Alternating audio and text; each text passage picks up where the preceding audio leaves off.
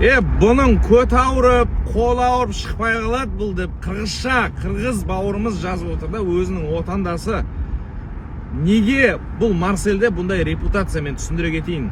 Ассаламу алейкум достор. Еркебұлан менен контрактқа қол қойдық. Еркебұлан сүйлөп чыгыптыр.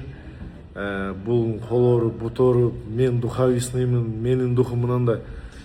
Мынакей, шул жерде айта кетейін, мисал, маға толтыра Қазақстандың адамдар жазат, мен чарбайм. Мынакей, Еркебұлан ушундай, сен ушундай адам екенсің деп. Еркебұланның толтыра нерсесин жазышат, мен айтпайм. Неге дегенде мен мужикмин. Ассаламу алейкум достор. Кандайсыздар? Амансыздарбы? Марсель менен жакында Еркебұландын бою болот 28 март күнү. Тоқтар! Тохто! Давай здесь решим! Я в твою игру не играю. Тем более перед публикой. Без борьбы. Он сказал без борьбы? Тогда можно. Чё? Чисто стойка? Да.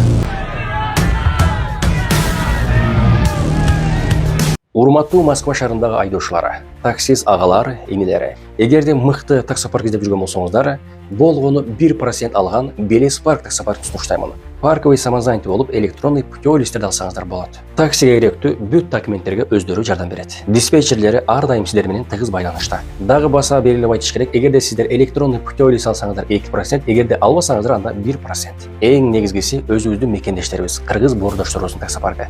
Андыктан келиңиздер, биргеликте Белес паркында иштейле. Экөөнүн бүгүн афишасы чыкты. Мынтип турган. Here she is. One is left-handed, the other is right-handed. He tugs and tugs. Good, good. Great hit. Oh. Анан комментарийга кирип окусаң, уже башталды да конфликттерчи, комментарийлердечи. Мен айтат элем ушул жердечи.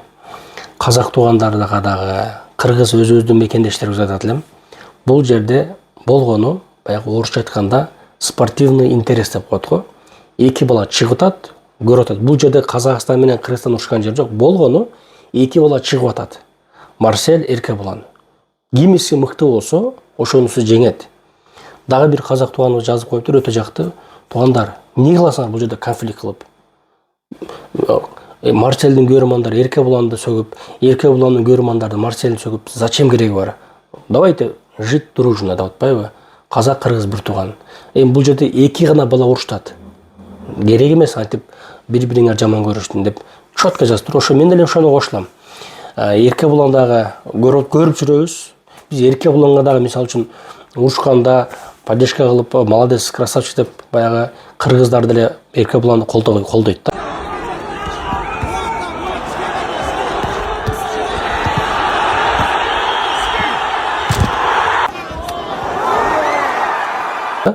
Ал эми Марсель бойго чыкканда, Марсельди деле казактар колдойт.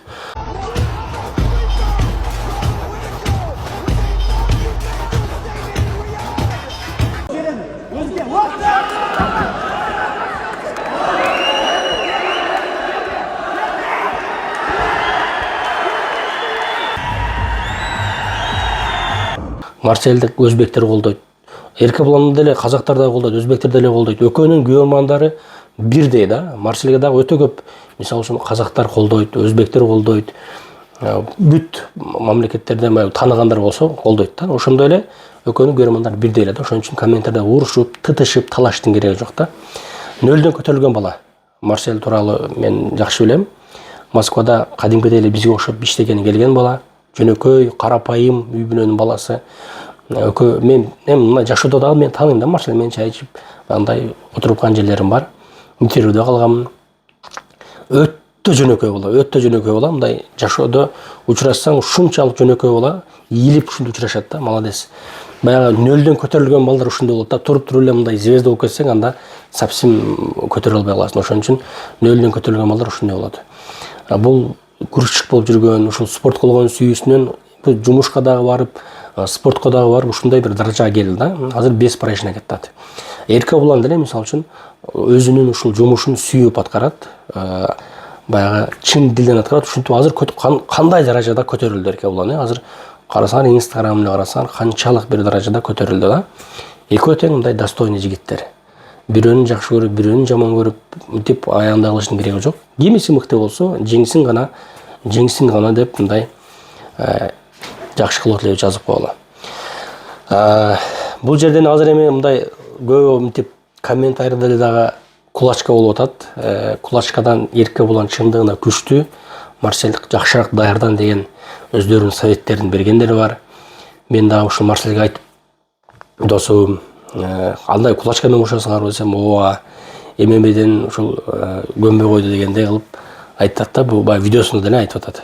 ММАден көмбөй койду, ушул кулачка менен эле урушабыз деп. Ошол күнү 28 март күнү бүт баягы бардык ошол жерде мушташкандар бардык ММА менен эрежесин урушат экен. Күрөш, уруш, тебиш, бир эле мына ушул Марсель менен эрке булан толко кол менен урушат экен да. Себеби көмбөй койду эрке булан. Азыр эми уже башталды конфликттер. Эрке булан болсо Марсельге карата дагы бир сөз айтты. Марсель качып кетпесе экен, башка кылбаса экен, андай кылбаса экен, мындай кылбаса экен, кармагыла деп мындай кемситкен сөздөр сүйлөп коюптур да. Bunun көт ауырып, қол ауырып шықпай қалады бұл деп қырғыз бауырымыз жазып отыр да, өзінің отандасы. Неге бұл Марсельде бұндай репутация, мен түсіндіре кетейін. Бір жыл бұрын біз Марсель екеуміз наматта төбелесу керек болғанбыз. В общем, пресс-конференция болады. Сол кезде мен ашуыма тиеді ол, сөйлеп. Соны мен айтам, мен минуткаға жүрші деймін.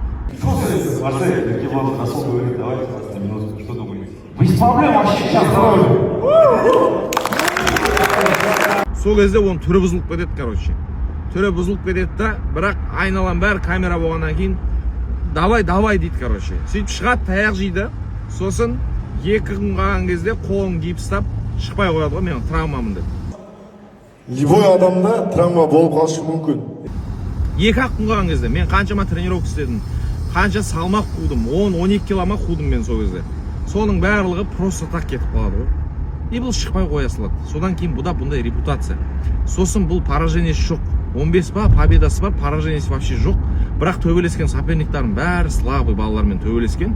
Сәл опасность көрсе, жаңағы менен секіріп кеткен сияқты секіріп кетеді. Сондықтан бұл балада сондай репутация. Мен хайп файтингқа айттым, бұл секрет, бұл железно. Осы мен қойын деп атыр деген кезде, бұл секіріп кетеді деген кезде, жоқ, секірмеймін деп атыр деді.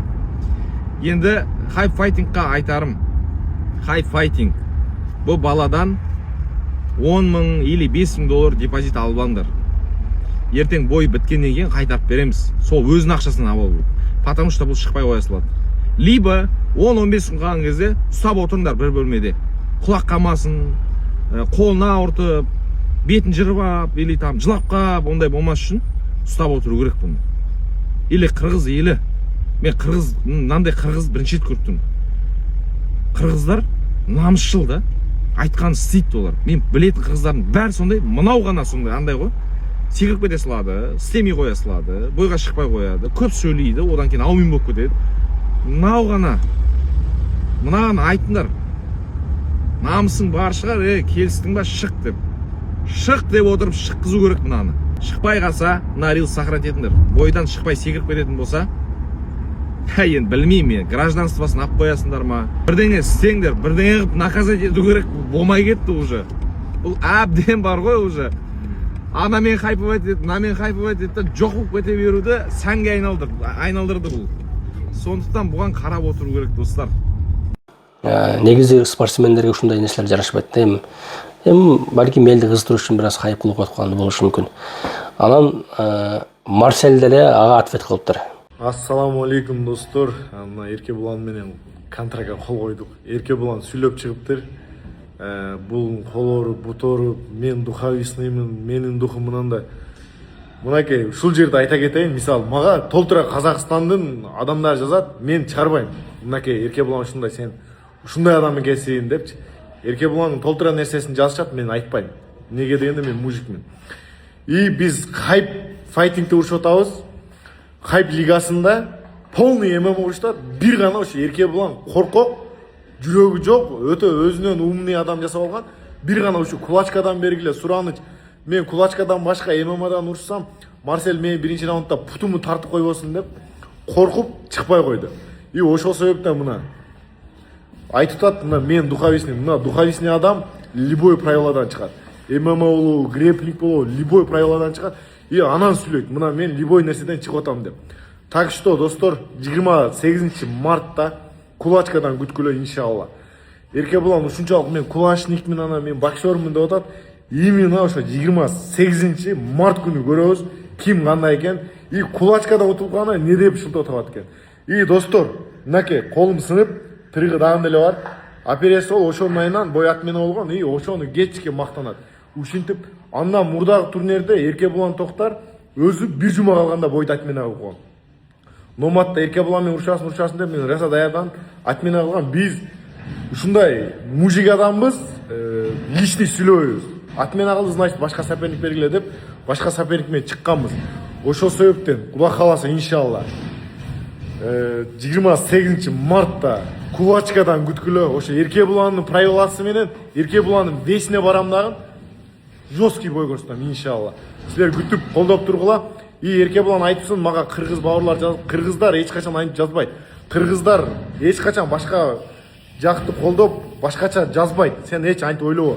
Так что өзүң мындай бир фаршивый бир жанагындай адамды жаздырып туруп чыгара бербе. Мага деле лично Казакстандын элдери жазган, Эркебулан андай, Эркебулан мындай, мен антип чыгарбайм.